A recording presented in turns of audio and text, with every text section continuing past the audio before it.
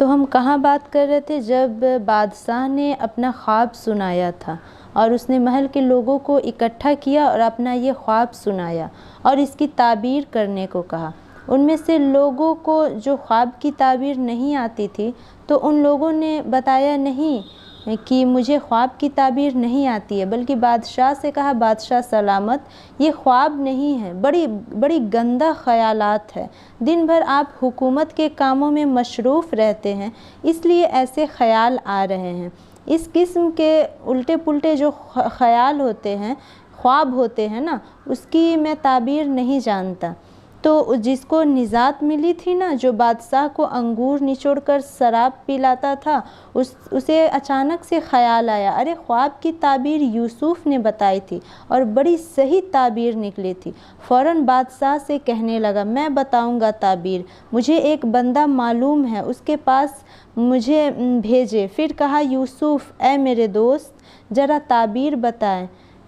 تو یوسف علیہ السلام کو اس نے کہا تو اس نے خواب سنایا کہ 7 موٹی موٹی گائے 7 دبلی دبلی گائے کو کھا رہی ہے اور 7 ہرے ہرے گوشے 7 سوکھے گوشے کو کھا رہے ہیں۔ یوسف علیہ السلام نے فوراً اس کی تعبیر بتانا شروع کر دیے۔ یہ معجزہ تھا ان کا۔ یوسف علیہ السلام نے بتایا کہ اس کی تعبیر یہ ہے کہ تم لوگ 7 سال زراعت کرو گے تو خوب پیداوار ہوگی، اور جب کھیتی کاٹو گے تو جو سنبل ہے نا، جسے گوشے کہتے ہیں، گندم کو نہ نکالنا، کیونکہ اگلے 7 سال تک اسی گندم کو استعمال کرنا ہے تمہیں۔ اس خواب کی تعبیر سے بہت بڑی تباہی سے مصر کو بھی بچایا اور باقی دنیا کو بھی، کیونکہ یہ 7 سال بہت سخت قحط پڑیں گے۔ جو کچھ تم نے جمع کیا ہوگا وہ 7 سال کھا کے ختم کر دو گے، سوائے اس کے جو تم نے بچا کے رکھا ہے۔ اس سے پتہ چلتا ہے کہ کل کے لیے جمع کرنا چاہیے۔ جب یوسف علیہ السلام نے یہ بتایا تو بادشاہ بڑا خوش ہوا اور بادشاہ نے کہا اسے لے آؤ۔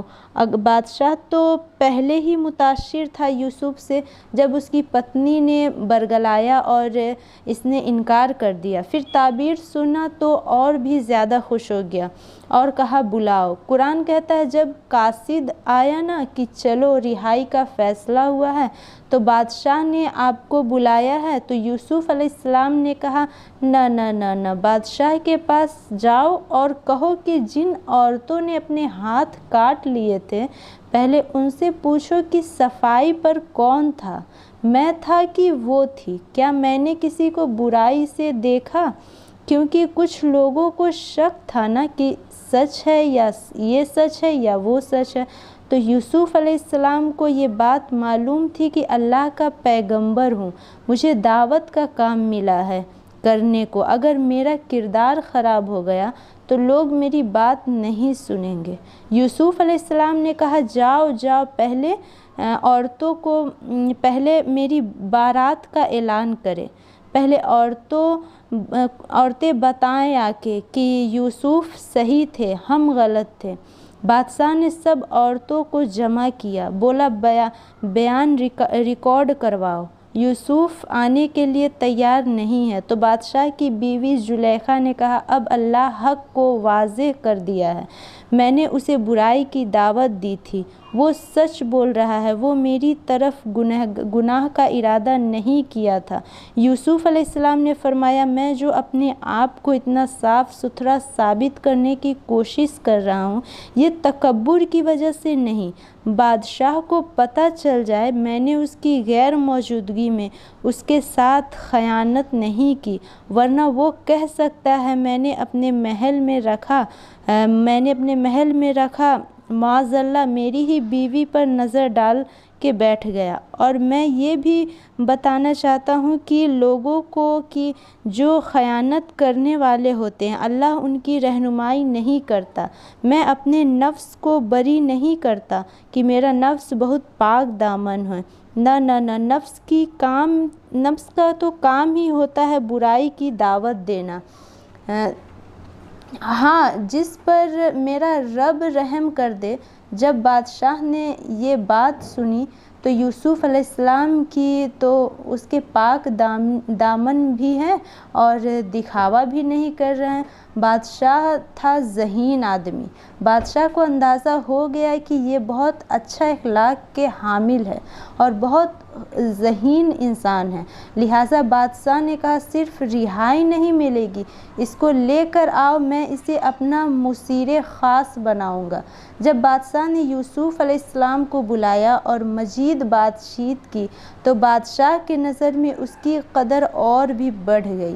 آپ میرے صرف مشیر خاص نہیں، آپ پر میں اعتماد کروں گا اور حکومتی معاملات میں بھی اعتماد کروں گا۔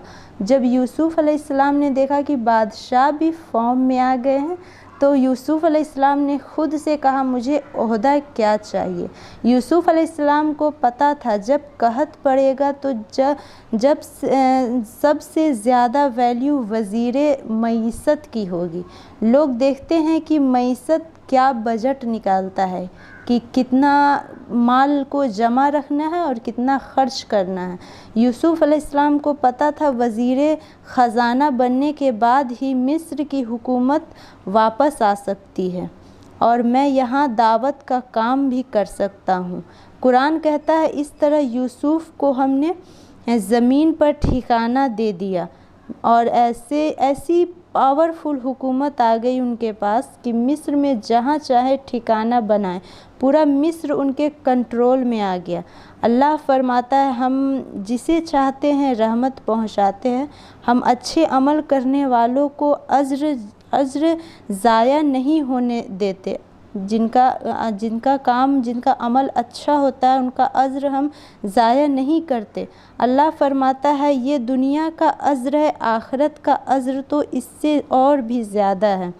اب 7 سال گزر گئے اور مصر میں اور مصر کے اگل بغل کے علاقوں میں قحط پڑ گیا۔